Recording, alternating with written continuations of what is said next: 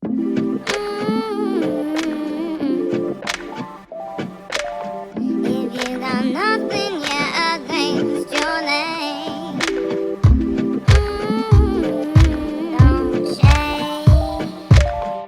guys, I'm going to be taking you to the biggest lay-bys in Europe.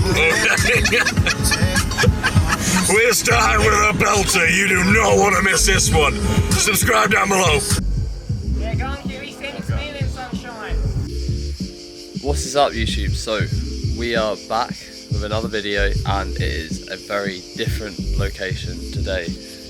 We are in Sicily, and basically I'm on holiday with my friends, and it's worked perfectly with my prep because I'm running a devolume this week. So this week is literally just going to be a week of me alleviating fatigue in the gym, and because of that I can use a different gym. You know, I don't need to be using the same equipment and kit for this week. You know, if it was a normal training week, yes, this would not be ideal at all because I need to do the same movements I'm used to, but because I'm not doing that, this is the perfect way to, you know, to alleviate that fatigue, drop off stress, you know, enjoy myself a little bit, spend a little less time in the gym, and just nail prep. You know, we're in a villa, I'm cooking my food, I'm doing everything that needs to be done, but it's just a different location, and it is really beautiful. I'll show you.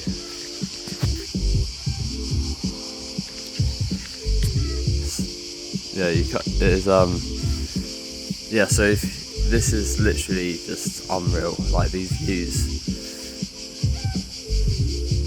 It's been so nice being here.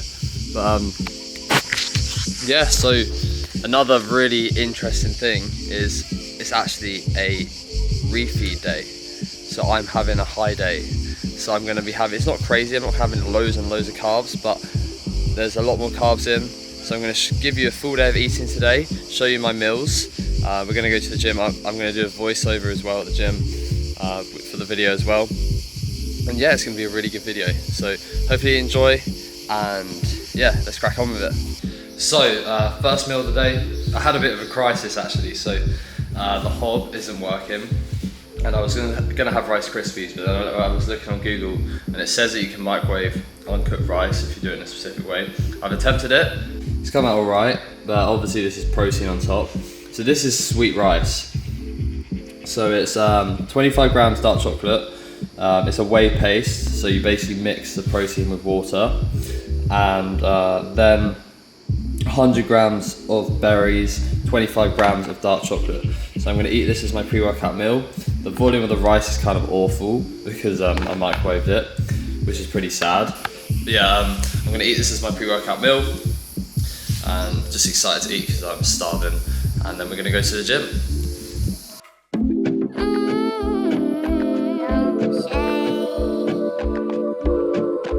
So you're probably also wondering, like, why am I eating rice with protein and not like chicken? And then also, like, why not have, if it's your first meal in the morning, why not have oats? So I'm going to explain everything right now. So firstly, rice doesn't taste of anything. It is literally just plain. So you can have it sweet if you want. So I really like to add protein with it because also I need to be having rice as my pre-workout meal. Why? Because it's really fast digesting, and I'm training in the morning. You know, I can't have oats. If I have oats, they're going to take forever to digest. They're not going to do anything for me in my session, whereas rice will. So that's why I'm going to have rice. And then, you know, I don't feel like having chicken obviously first thing in the morning, so I'm going to have protein with it. You make a nice paste and you have it with berries, chocolate, and it is a really nice meal. Cream and rice is a good option, but I actually think I prefer just like white rice. And especially if you're bulking, white rice is a lot better because cream and rice is very like high volume, and you want to go for something that's easy to get down. But I just love white rice cooked with dark chocolate and stuff. It is so good. And also there's some salt in there as well, because that is also really important before your session. So I guess it is this thing, like when you're a bodybuilder, you kind of just eat your food as fuel. I love my food though, I love food. And this is actually a really nice meal. It's not just me just eating foods to perform in the gym. It's also me enjoying this food, to be honest.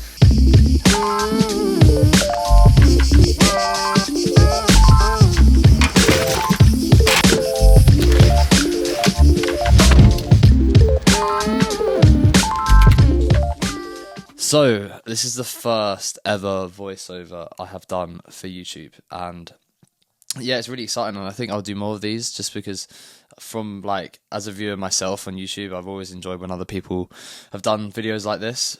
So yeah, this is my devolume session in Italy, and it was a really good push session. Basically just getting in and basically just trying to hit all the movements that I need to get somewhat of a pump, move some weight, burn some calories, and just neurologically, keeping the groove of movements, and just avoid going to failure, because the main thing for this week is alleviating fatigue. So that's why you see here I'm stopping, 1 rep in reserve. Now I'm moving on to this flat press, so usually I do the Nautilus flat press, but I'm just going with what I'm given at this point, and this is a very commercial gym, so it's all techno gym, and it's not the best. Some of it isn't too bad, some of it is absolutely dog shit, I'll be honest, but some, weren't too bad, and I thought this movement wasn't too bad, to be honest, so it did the job. Obviously, it's always a bit tricky doing a devolume in a different gym because you don't know loading. You're using different kit, so that's why I'm like trying to figure out where I'm going to fail and stuff. And I'm playing, I'm staying on the safer side. This week, I'd rather, mess up and do 2 reps in reserve than accidentally hit failure and just ruin the point of trying to alleviate fatigue. So right here, I'm just, getting that sort of pump, getting close to failure, but I'm not risking hitting failure at all. So yeah, just stopping there. I probably had maybe one more, but it's not even worth risking it. And so for this movement, I usually do the pec fly in the coach, which is, you've probably seen it. It allows you to initiate from the elbow. But I thought, just do like a seated upright cable fly would do the job, and it really did. Again, just getting a pump and just not going to failure. But yeah, this gym, it did the job. Like I honestly was really worried going abroad, not knowing what I had access to. But, there was cables, there was a decent Smith machine, there was a decent bar for plates and deadlifts, and it really did do the job. And whilst the kit wasn't like optimal in any means, for devolume week, it most certainly worked. If this wasn't a devolume week, there's no chance that I'd be able to go here and train here. Like, absolutely no chance, and I probably would have carried on searching for some other gym. But, I went here, and it seemed to do the job on the first session, and I thought, now I know what I have access to, let's just keep going here. Let's not create any more sort of uncertainty and, anxiety, when the whole point is for me to chill out. So it did the job, and it also had some really good lighting, which I put on my Instagram, and you probably saw that. It definitely helped for the post-workout shots. So then this is always a movement you can just do wherever if you have cables. So cuff laterals, and that's a good. The beauty about cuffs, right, is like you can end up doing really good movements in a commercial gym, which is exactly what I'm doing here. And I think I did quite a lot of reps here. Just again, staying on the safe side, just getting a pump, get moving some blood, and getting close to failure, but definitely not hitting failure. That's what the goal is. I feel like I'm repeating myself now, saying the same thing, but it really is about just dropping fatigue. I wrote a post about when to run a devolume week, and you've probably seen that on my Instagram, and I talked about like how the issues with running in a devolume week every single 6 weeks, having like a set time frame, which is exactly what I do, but how for some people, that may not actually be beneficial. It may eat into some really effective training weeks, when actually you could have pushed on and done things in the gym that you've never done before. That's where you really need to go off feel. But for myself, myself and AJ have found that every 6 weeks I get fatigued. Just maybe it's based on how hard I train, maybe it's just how I cope with the intensity. But we've really realised the benefits of running a devolume every 6 weeks, and that's something that you've got to figure out yourself. Everyone is very very different. It's a seriously independent thing, and that's also why it's really important to communicate with your coach. It's all good saying, training was good this week, felt a bit tired, training was good this week. What does that mean though? You know, you need to elaborate with your coach and really get into the details of it so they know how you're feeling and how, you know, it's going to affect your training week. You know, you could be potentially doing weeks and weeks of training where you need a devolume and you're missing out on what alleviating fatigue really will do to your training. So that's something to think about as well. But yeah, I think this session is almost coming to a close. Dumbbell skull crushers, no, easy bar skull crushers, sorry. Dumbbell skull crushers are the other, is what I do on the other day. But yeah, this is just about lengthening out the tricep. That's why I pause there at the bottom briefly. And then I don't spend too much time at the top and going back down straight away, because the movement before, I was really trying to overload, you know, that shortened range and get the tricep as short as possible. So that's the goal of this movement here, which is the last push movement. And then I think after this, it's just some abs. But yeah, this holiday was so good. I really, really loved the holiday. And, you know, I'm recording this back in the UK, reflecting, and yeah, it did the job for that point of prep. Halfway through, you know, I've got a long prep ahead of me, especially if I go to the Natural Olympia. So it really did the job, you know, a bit of a mental reset, and yeah, feeling amazing.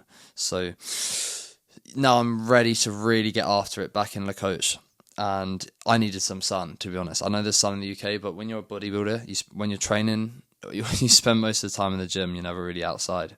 And also because my year out from prep was when COVID hit, so I haven't been abroad with mates and stuff for a really, really long time. And this is just a little brief physique update with the lighting that I was on about.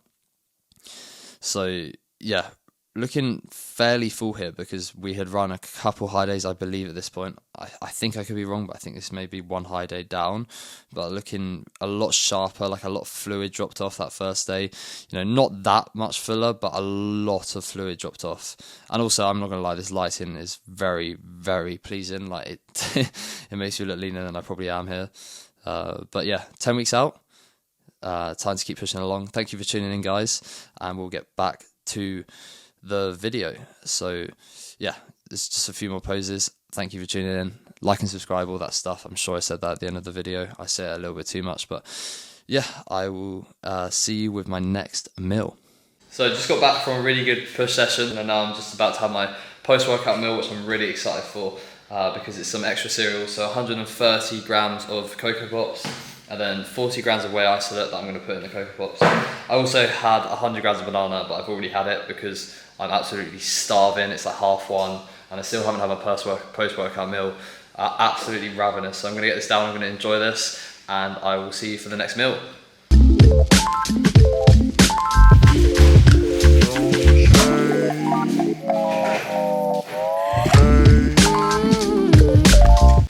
So we've got my next meal now. So this is meal number 3. And yeah, this is gonna be 100 grams of white rice with 200 grams of chicken and 100 grams of courgettes. So I'm really looking forward to this meal, having more rice. I'm already feeling a lot better today by having more carbs. I can really tell the difference in terms of energy. And I can also start to feel like I'm getting fuller, which is nice for once, because it's been a long while of, you know, chasing fat loss. And as a result, you know, I've been flatter, and over time energy's been getting worse and worse. So this has been a really nice day of not dragging, basically. So yeah, I'm gonna really enjoy this meal. And yeah, I'm gonna also, after this, I'm gonna explain to you guys, just if you don't understand fully, like what the main purposes are of a refeed, when to do it, when to know you should do it, and so on.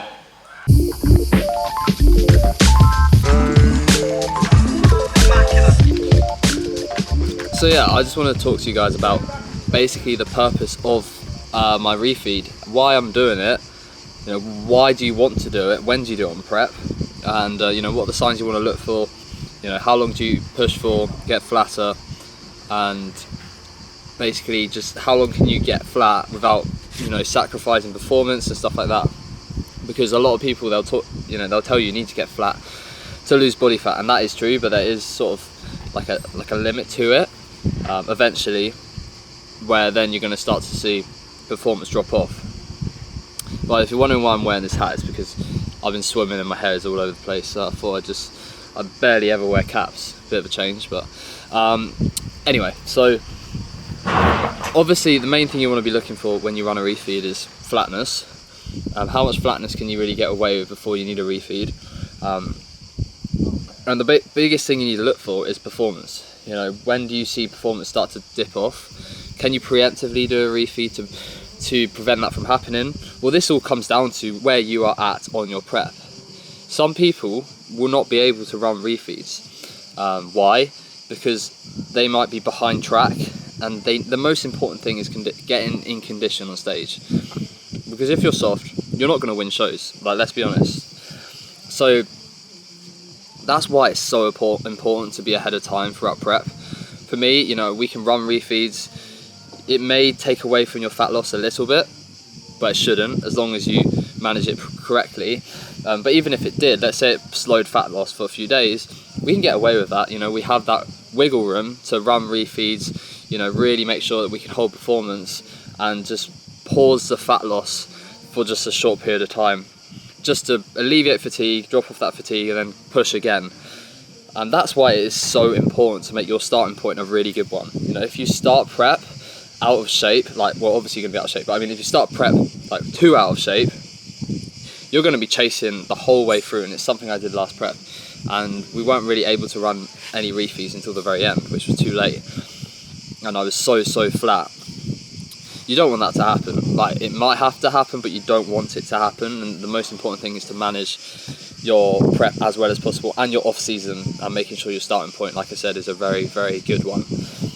So what are we doing? We're running 2 high days, 400 carbs today, well, 430 grams of carbs, and then it was roughly 300 grams of carbs around that on my rest day, which saw a 100 gram carb increase to both days. That's going to be perhaps enough. We are going to have to see.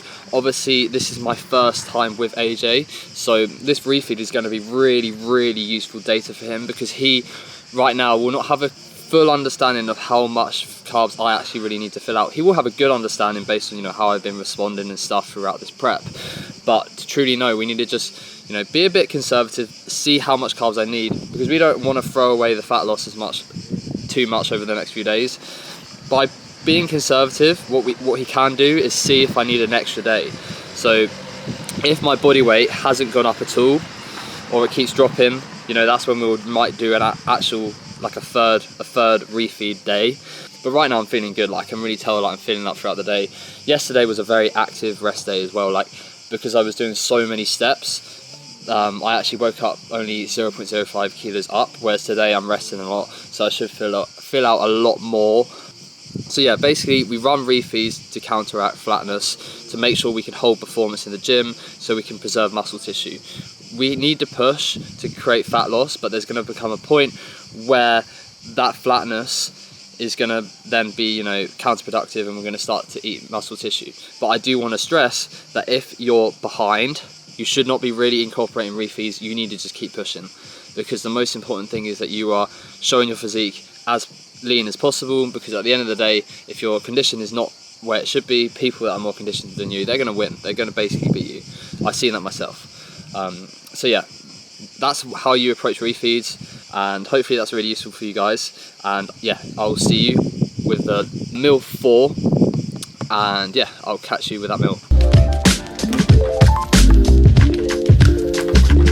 So I've got my 4th meal now, which is literally just chicken and courgettes. So 200 grams of chicken, 100 grams of greens, and you're probably thinking, what, refeed, why you're not having carbs? Well, like I said, we're not going crazy today. It's like 420 grams of carbs. This is my 1 meal, which is just protein and veg, and then my next meal will be carbs. So, you know, we don't want to go too crazy. We're still trying to make sure we're not taking away from fat loss and stuff. And yeah, this is gonna be slightly less enjoyed, but it's still nice. This is just protein, so we're just getting, you know, frequent protein synthesis spikes throughout the day. So that's why I'm just having 200 grams of chicken, which is just under 60 grams of protein. And yeah, I'll catch you for the final meal, which is definitely a much more enjoyable one.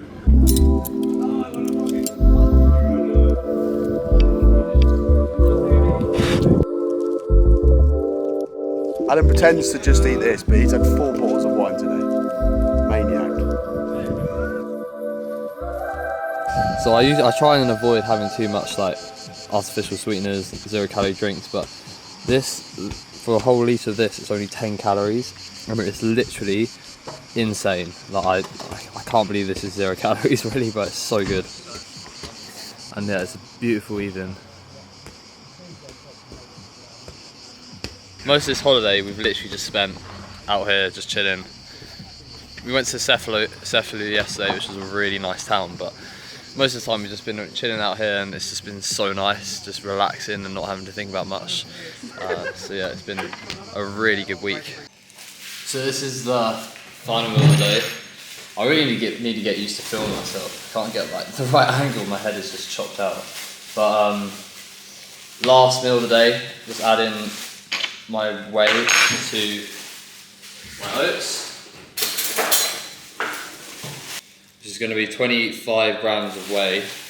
So I have 200 grams of Greek yogurt. I always interchange that though, it depends what I'm feeling, whether I want whey or Greek yogurt. But because sometimes I like to, flavour my oats. It does make it a bit nicer sometimes, so that's what I'm going to do. So I cook the oats first, and then I add the protein after, and then I put it back in and microwave it. There's some people believe this myth, like, oh, you can't microwave protein once it's in the oats, it's going to denature the protein. That is not a thing, do not worry about it at all.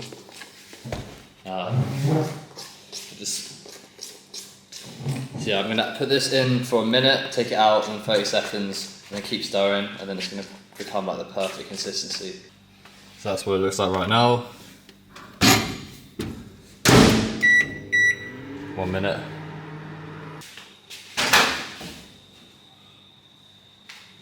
So now just stir, I'm going to put it back in for 30 seconds. So the last thing I'm going to add to this is 20 grams of dark chocolate. It's on top.